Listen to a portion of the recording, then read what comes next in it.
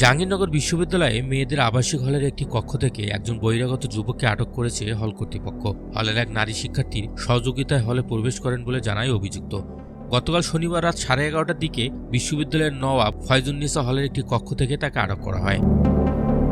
আটককৃত যুবকের নাম আশরাফুল ইসলাম পারভেজ ওরফে যাযাবর পারভেজ। তিনি চট্টগ্রামের আগ্রাবাদের ডাবল মুরিং থানার বাসিন্দা। তিনি 2011 সালে এসএসসি পরীক্ষা দেন বলে জানিয়েছেন, তবে তার সর্বশেষ শিক্ষা প্রতিষ্ঠান সম্পর্কে জানা যায়নি।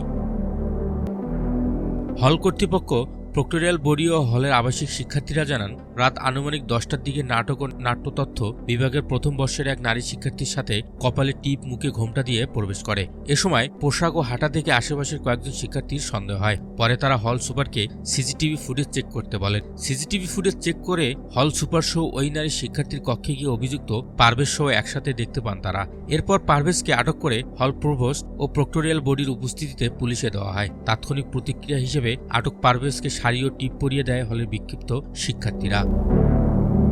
ঘটনা স্বীকার করে অভিযুক্ত পারভেজ বলেন, আমি হিম উৎসবে বেড়াতে এসেছি। অনুষ্ঠান দেখা শেষ করে আমি কপালে টিপ পরে মুখ ও শরীর চাদরে মুড়িয়ে হলে প্রবেশ করি। আমরা শুধুই ভালো বন্ধু। তবে অভিযুক্ত নারী শিক্ষার্থী বলেন, রাতে থাকার জায়গা না থাকায় তাকে হলে নিয়ে এসেছি, তবে আমরা কেউ আপত্তিকর অবস্থায় ছিলাম না।